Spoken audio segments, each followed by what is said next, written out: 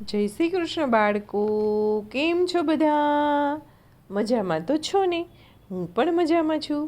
તો ચાલો આજે આપણે એક સરસ મજાની વાર્તા સાંભળીએ.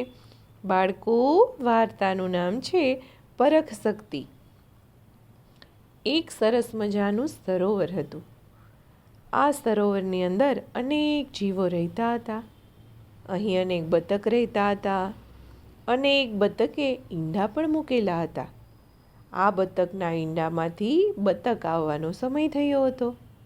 આ ઈંડામાંથી બતક બહાર આવી ગયા અને આ ઈંડામાંથી એક ઈંડું થોડું મોટું હતું અને આ મોટા ઈંડામાંથી પણ એક બચ્ચું બહાર આવી ગયું. આ બચ્ચું થોડું જાડું ફાટું અને હુષ્ટપુષ્ટ હતું.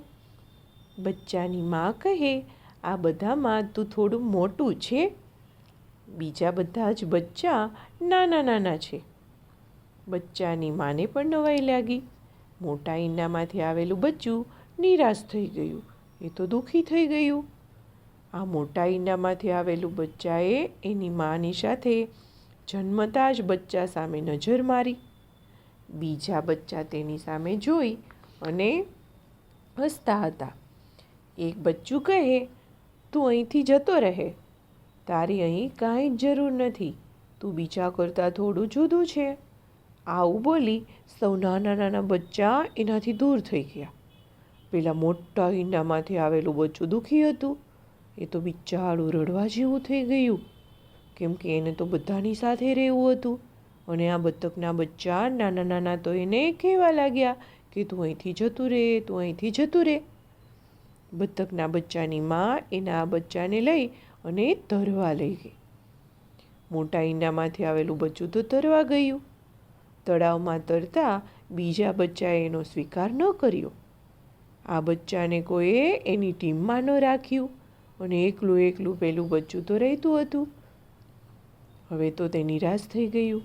તે રડતું રડતું પાસેના ખેતરમાં ગયું અને આ ખેતરમાં એક સસલું રહેતું હતું.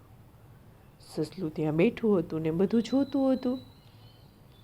તેણે આ મોટા ઈંડામાંથી આવેલા આ બચ્ચાને જોઈને કહ્યું કે તારું રૂપ સારું નથી, તું સારું દેખાતું નથી, તું અહીંથી જતું રહે. સસલાની વાત પણ સાંભળી એટલે આ બચ્ચું તો નિરાશ થઈ ગયું. આવું જ બીજું જૂથ એના મિત્રો સાથે પણ થયું. મોટા ઈંડામાંથી નીકળેલું બચ્ચું તો કોઈ સાથે ન રહે. એકલું ને એકલું બિચારું, કોઈ એની દોસ્તી ન કરે, કોઈ એને ટીમમાં ન રાખે, કોઈ એને સાથે હળીમળીને બોલાવે નહીં. કોઈ આ મોટા ઈંડામાંથી આવેલા બચ્ચાનો સ્વીકાર કરવા તૈયાર ન હતું. દરેકને પોતાના રૂપનું ખૂબ અભિમાન હતું. કોઈ આ બચ્ચા સાથે જોડાવા માટે તૈયાર જ ન હતું. બધા જ એને કદરૂપું કહેતા હતા. એટલે આ બચ્ચું બિચારું નિરાશ થઈ ગયું અને તે તો ગયું. દૂર આવેલા એક તળાવની અંદર રહેવા લાગ્યું. અહીંયા તો તે એકલું જ હતું અને તે સતત તરતું રમતું અને એકલું એકલું મજા કરતું હતું. આમ કરતાં કરતાં તો કેટલા દિવસ વહી ગયા. મોટા ઈંડામાંથી આવેલું બચ્ચું તળાવમાં રહેતું હતું. અચાનક ઋતુ બદલાઈ ગઈ હતી.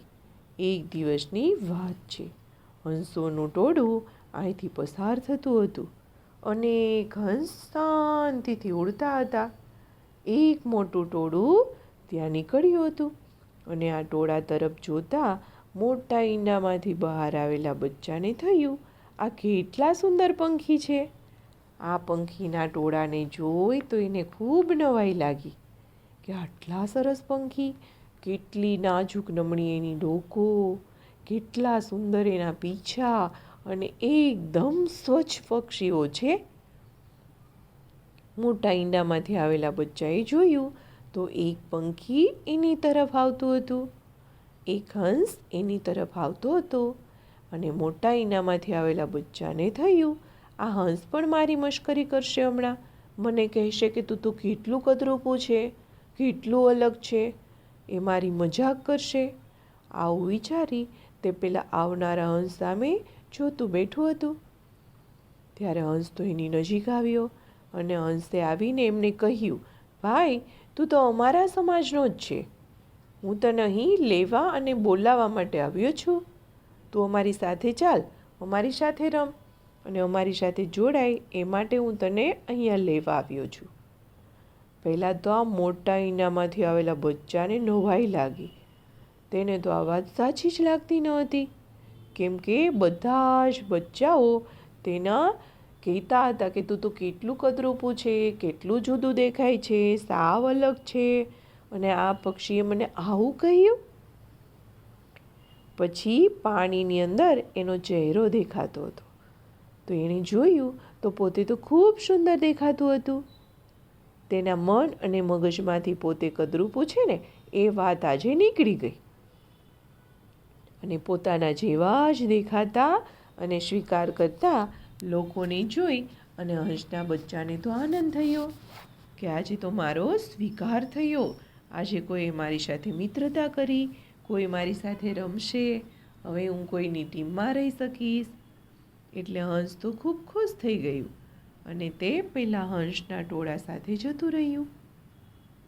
હવે તો મોટા ઈંડામાંથી આવેલા બચ્ચાને તેના સાચા સાથી મિત્રો મળી ગયા, એટલે આ બચ્ચું ખૂબ ખુશ થઈ ગયું અને બધા જ હંસોના ટોળા સાથે રહી અને ખાઈ પીને મજા કરી. તો બાળકો આવજો. જય શ્રી કૃષ્ણ. વાર્તા થઈ ગઈ પૂરી, બાળકોને મજા પડી, ચાલો જઈએ પોઢી, નિંદર આવી પહોંચી, કાલે મળીશું ફરી વાર્તા લઈને નવી. તો બાળકો આવજો. જય શ્રી કૃષ્ણ. નમો નમઃ.